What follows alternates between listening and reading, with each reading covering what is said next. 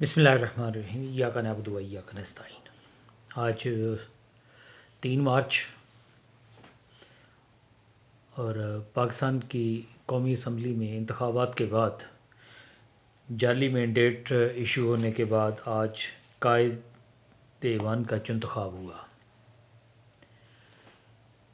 یہ انتخاب نہیں تھا، یہ ایک انتخاب تھا، کیونکہ وہ لوگ جو فارم 47 کی بنیاد کے اوپر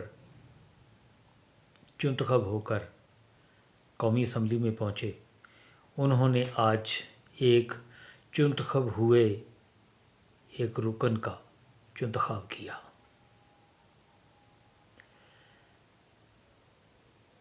آنے والا وقت اس کو بھی ننگا کر دے گا۔ اس کے بعد تقریر کی گئی، 2 گھنٹے کی تقریر ہوئی، اس کے اندر کافی ساری چیزیں بولی گئیں، بے سروپا قسم کی، بیس لیس قسم کی۔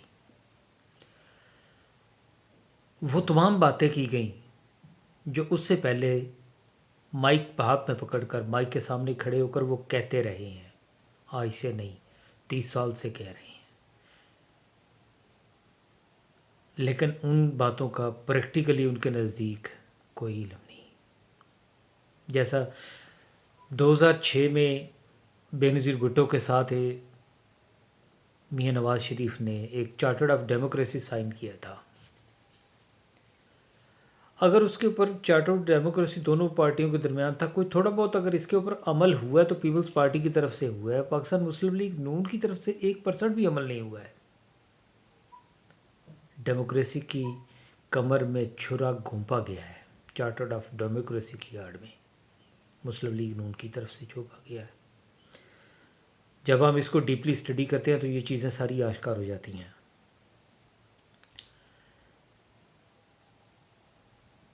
تقریباً 2 گھنٹے تک تقریر کی۔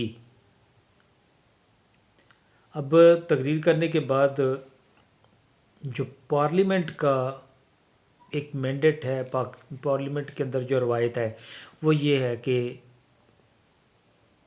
وزیر اعظم کے بعد اپوزیشن لیڈر کا خطاب ہوتا ہے۔ یہاں پہ یہ میں ایک بات بتا دوں کہ وزیر اعظم اور اپوزیشن لیڈر کو خطاب کرنے کے لیے ان کے لیے ٹائم کی کوئی قدر نہیں ہوتی ہے۔ یہ پارلیمنٹری روایت، رولز اور پروسیجر کا حصہ ہے کہ وزیر اعظم اور اپوزیشن لیڈر دونوں کسی بھی وقت کتنے بھی ٹائم کے لیے بول سکتے ہیں، ان کو انٹرپشن نہیں ہوتی ہے، ان کو انٹرپٹ نہیں کیا جا سکتا، ان کو روکا نہیں جا سکتا۔ شہباز شریف نے تقریر کی، اس کے بعد اپوزیشن لیڈر جو بنے تھے، عمر ایوب کا نمبر آیا، عمر ایوب نے تقریر سٹارٹ کی ہے، تو منتخب ہوئے تمام ممبر ایوان چھوڑ کر چلے گئے۔ اس کی وجہ یہ تھی کہ پچھلے 2-3 دن کی جو کارروائی ہوتی اس کو ان کو اندازہ تھا کہ ٹیمپو، ٹیمپرامنٹ، ڈائریکشن کس طرف کو جائے گی۔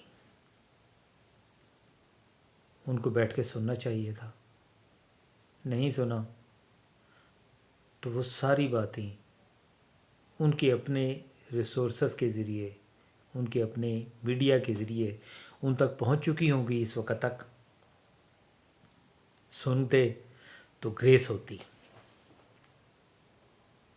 لیکن گریس نام کی تو چیز کوئی نہیں ہے۔ میں آتا ہوں عمر ایوب کی تقریر کی طرف۔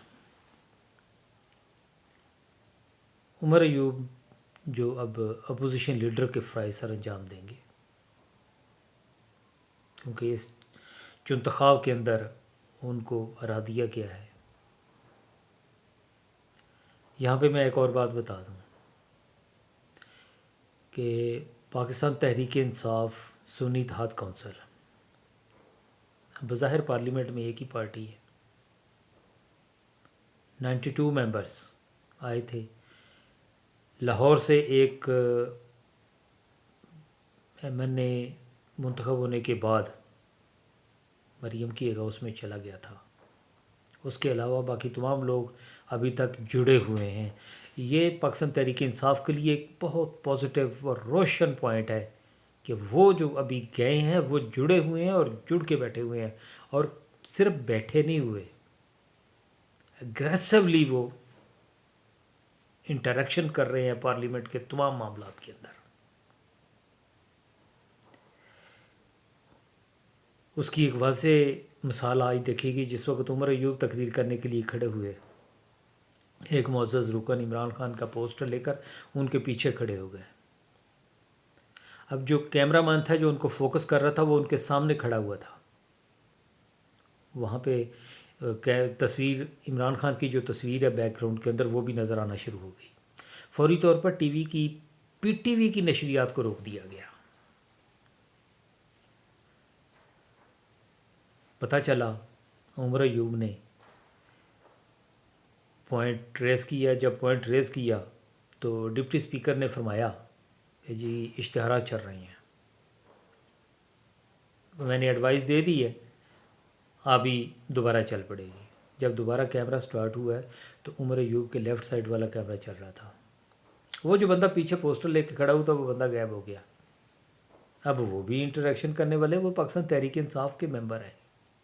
انہوں نے کیا کیا، وہ جو گول سٹکر تھے وہ عمر ایوب کے دائیں بائیں چھاتی پر، اس کے بعد پیچھے کمر کے شولڈر کی بیک سائڈ کے اوپر عمران خان کا سٹکر لگا دیے. لے آؤ جی کدھر سے آتے ہو. عمران خان کا نام اب نہیں مٹ سکتا. میں پہلے بھی یہ بات بتا چکا ہوں کہ یہ وہ شخصیت ہوگی آئندہ آنے والے ٹائم میں، ماضی کے اندر، کہ اس شخصیت کے اوپر، پرسنالٹی کے اوپر، اس کے کریکٹر کے اوپر لوگ پی ایچ ڈی کیا کریں گے.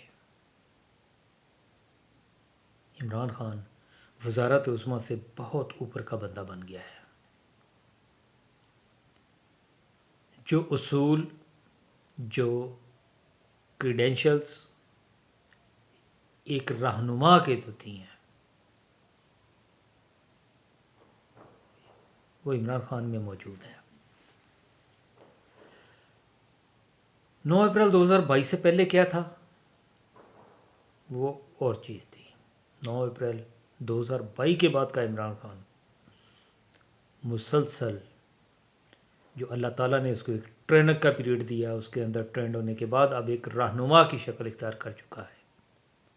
آنے والے وقتوں میں، آنے والے مہینوں میں، سالوں میں لوگ اس کی پرسنالٹی کے اوپر، اس کے کریکٹر کے اوپر، اس کے ویژن کے اوپر، اس کے لیڈرشپ کے اوپر پی ایچ ڈی کیا کریں گے. ہم شاید نہ دیکھ سکیں، ہماری اگلی نسل اس بات کو لازمی دیکھے گی. میرا یہ یقین بہت اٹل ہے. اس کے پیچھے وہ لاجکس ہیں، وہ پوائنٹس ہیں جو میں دیکھ رہا ہوں. مثال دے دیتا ہوں. بابا بلے شاہ، پیر وارث شاہ، بذات خود ان کی پرسنالٹی کیا تھی، آج ان پہ پی ایچ ڈی ہو رہی ہے. عمران خان ان کی صف میں جا کے کھڑا ہو گیا ہے. وہ بھی وارث شاہ، بلے شاہ بھی اپنی لائن کے رہنما تھے، اپنی کیٹیگری کے رہنما تھے. عمران خان پاکستان کی ہسٹری میں پولیٹیکل کا رہنما ہے اور اکیلا رہنما ہے. اس کے علاوہ دوسرا اور کوئی رہنما نہیں ہے. عمر ایوب نے اپنی تقریر کے اندر تمام چیزوں کا احاطہ کیا. عرش شریف کا نام لیا، صحافت کے حوالے سے عرش شریف کا نام لیا، عمران ریاض کا نام لیا، اسد طور کا نام لیا. عمران خان کے اوپر وزیر آباد میں ہوئے حملے کا نام لیا، زمان پارک میں ہوئے تشدد کا نام لیا، ذل شاہ کا بتایا. 9 مئی کو پاکستان تحریک انصاف کے لوگوں کو جو گولیاں مار کر شہید کیا گیا ان کا نام لیا. 8 فروری کو ہوئے الیکشن کا، 9 فروری کو جو حل کیا فارم 47 کی شکل میں اس کا ذکر کیا اور ساتھ میں معاہدہ کیا، اعادہ کیا کہ ہم چھوڑیں گے نہیں. اور یہ چیز نظر آ رہی ہے کہ آنے والے دن گورنمنٹ کے لیے بڑے مشکل ہیں، نہ صرف گورنمنٹ کے لیے بلکہ گورنمنٹ کے ساتھ بیٹھے ہوئے ان کے چاہنے والوں کے لیے بھی بہت مشکل دن آنے والے ہیں. پارلیمنٹ کے فلور کے اوپر وہ تمام باتیں کہی جا سکتی ہیں جو باہر ڈسکس نہیں ہو سکتی ہیں، اور اس وقت وہ کہی جا رہی ہیں.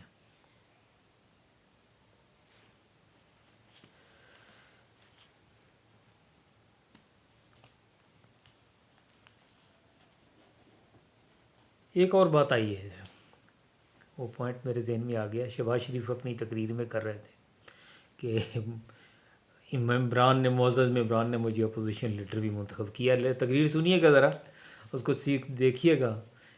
سچ جو ہے نا وہ ایک لامحال تحت لا شعور کے اندر موجود ہوتا ہے، جو نکل آتا ہے ایٹ ونس.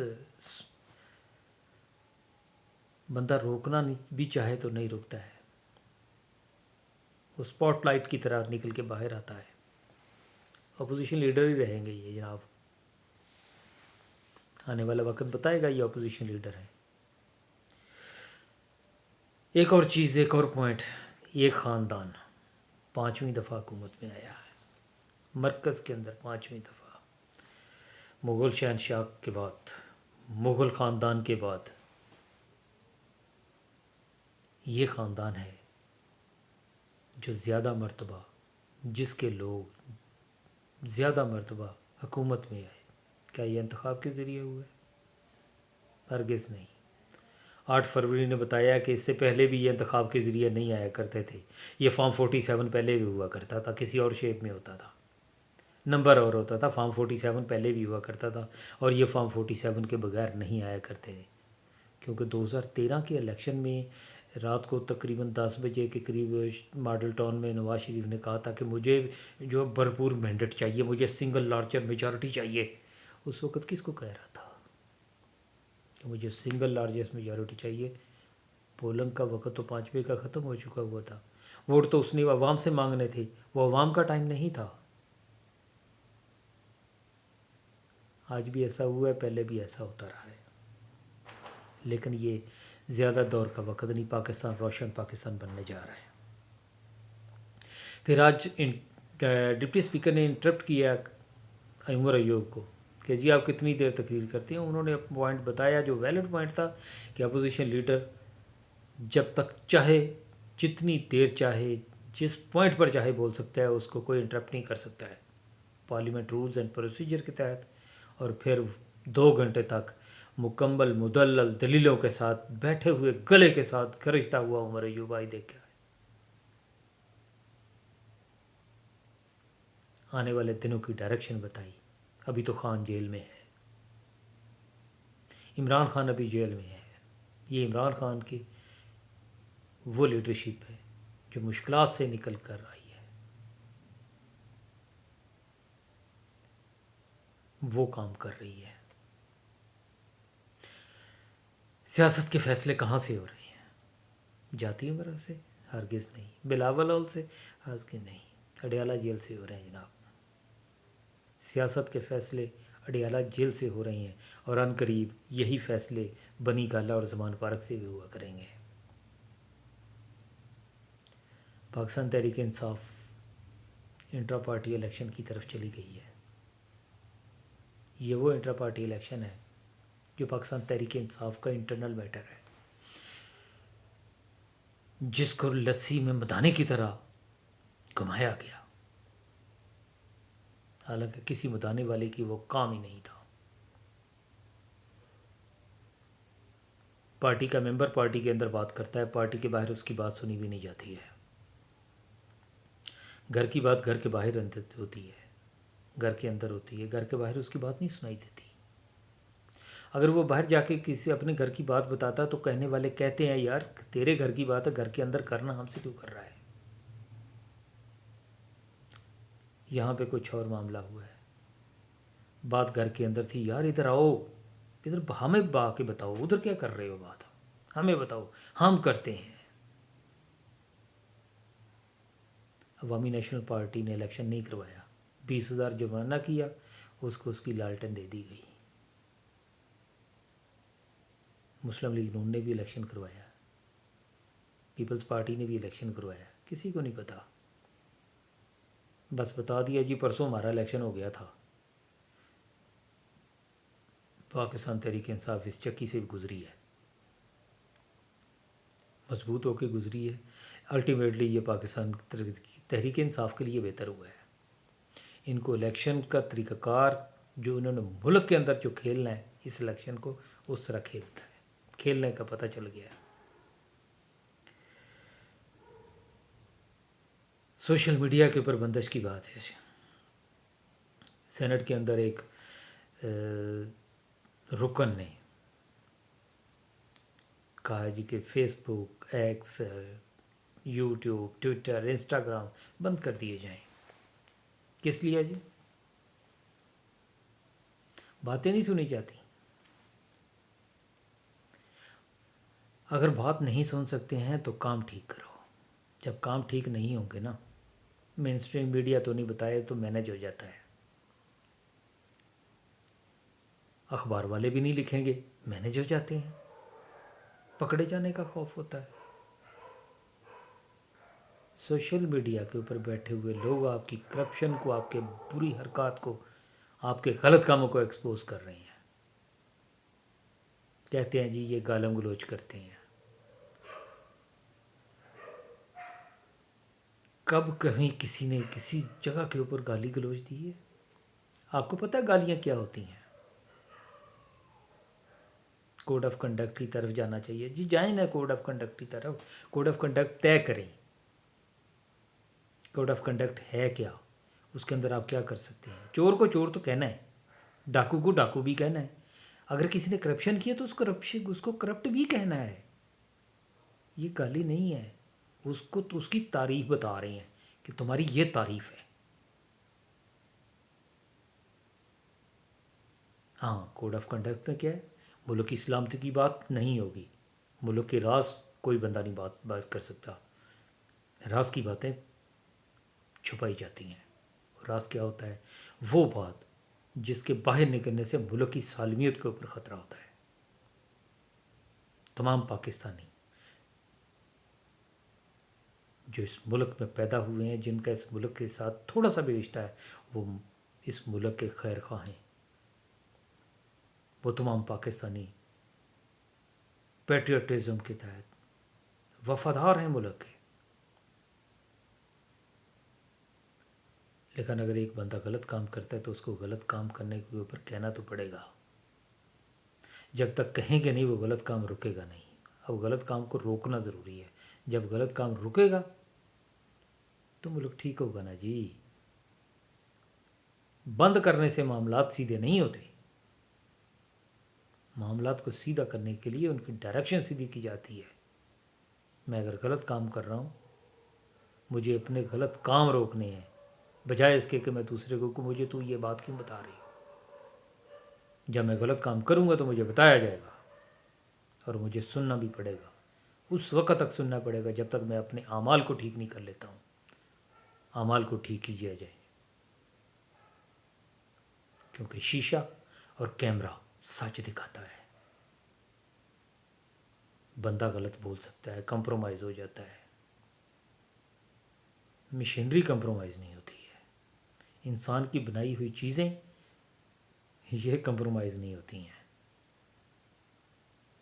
جس کو کمپرومائز نہیں ہونا ہے، اللہ کی وہ مخلوق جس کو اللہ تعالیٰ نے کمپرومائز ہونے سے روکا ہے، وہ کمپرومائز ہو جاتی ہے۔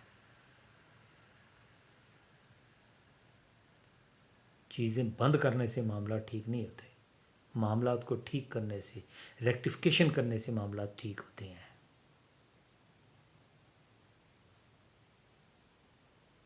کل 11 بجے قومی اسمبلی کا اجلاس پھر ہوگا انشاءاللہ، کل کی بات ہے۔ کل معاملات میں پھر کہہ رہا ہوں کہ چس کی طرف جا رہے ہیں۔ 76 سال کا گند ہے، صفائی شروع ہو گئی ہے، انشاءاللہ چند ہی ہفتوں میں، چند مہینوں میں شاید یہ صفائی مکمل ہو جائے گی۔ خوبصورت پھولدار پھلدار چمکتا دمکتا پاکستان دنیا کے اوپر ہوگا، جس کو کوئی آرڈر نہیں دے سکے گا۔ وہ پاکستان ہوگا جس کو کوئی حکم نہیں دے پائے گا کہ جی آپ ایران سے گیس نہیں لے سکتے۔ وہ چمکتا پاکستان ہوگا جس کو کوئی نہیں کہہ سکے گا کہ آپ سی پیک سے دور ہو جائیں۔ وہ چمکتا پاکستان ہوگا جو کہے گا کہ آپ ریکوڈیک کو بند نہیں کریں گے، کوئی نہیں کہہ پائے گا اس پاکستان کو۔ پاکستان کے فیصلے پاکستانی کریں گے اور اپنی مرضی سے ملک کے مفاد میں کریں گے۔ پاکستان زندہ باد۔